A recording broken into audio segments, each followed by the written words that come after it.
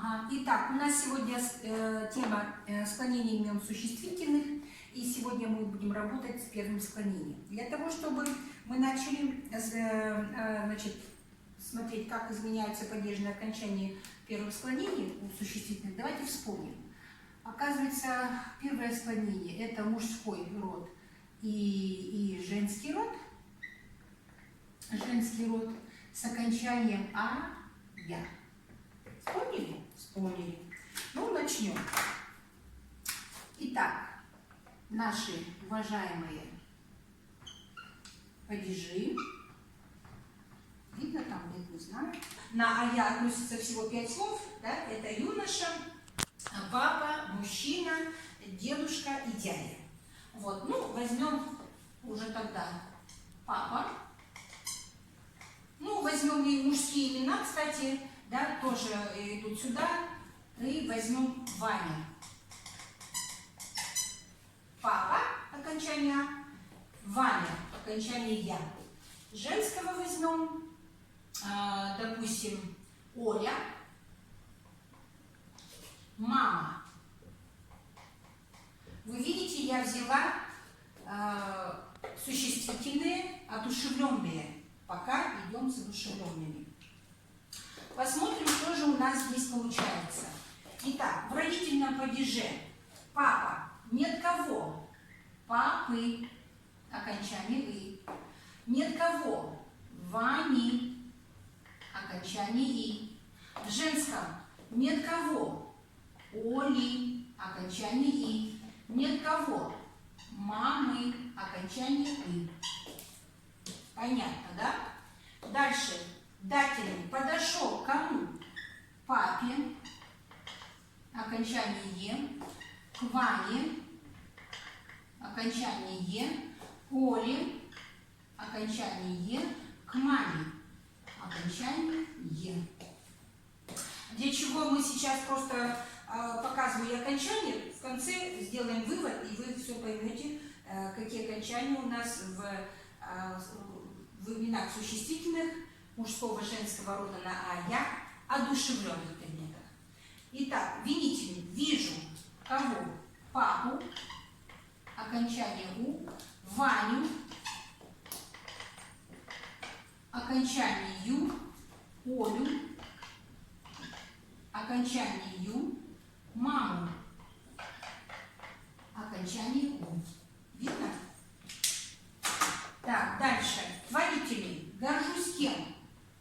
Папой, окончание «ой», Ваней, окончание «ей», Олей, окончание «ей», ей, мамой,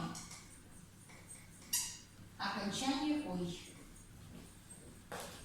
И предложный падеж. Думаю о ком?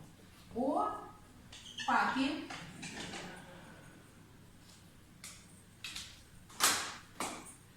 о Ване, окончание «е», об Оле. Вспоминаем, что если гласные впереди стоит, да, то у нас уже о, к о добавляется б. Об Оле. Е. О маме. Окончание «е». Отсюда вывод. Вывод такой, что у существительных одушевленного предмета мужского и женского рода на «а», «я» в окончании в родительном падеже «и», в дательном «е», в винительном «у», «ю», в творительном «ой», «ей» и встречается «ей», бывают случаи, и в предложном «е». И только эти окончания, больше никакие. Больше никакие.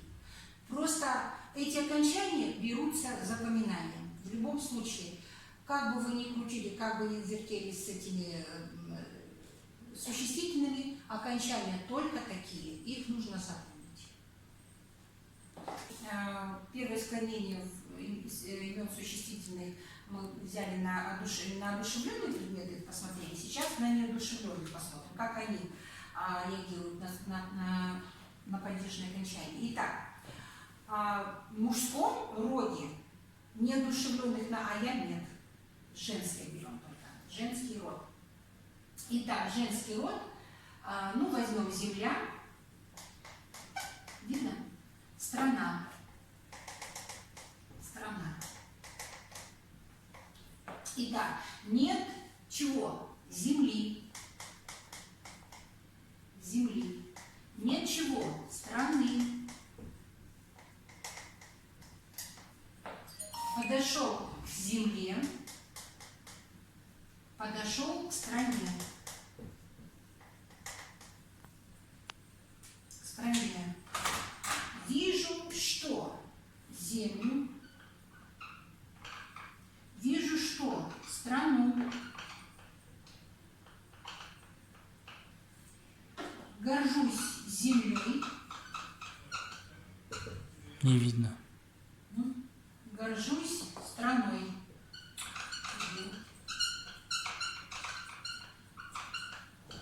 Страной. Так. Думаю о земле. Ого. Думаю о стране. Итак, нет. Давайте еще разочек, чтобы все видно было, да? В родительном нет чего земли, нет чего страны, подошел к земле, подошел к стране, вижу землю, вижу страну, горжусь землей, страной, в предложном о земле, о стране. О стране. Отсюда вывод давайте сделаем. А вывод такой. Какие же окончания у нас у существительных первого склонения неодушевленных предметов? Итак, в родительном и, в дательном е, в винительном ую, в творительном ой, юй, ей и в предложном о. Если вы посмотрите, как мы склоняли одушевленные предметы, да, сравните с этими окончаниями, они совпадут. Оказывается, окончания в первом склонении только такие. Их надо выучить наизусть и пользоваться свободно, легко и комфортно.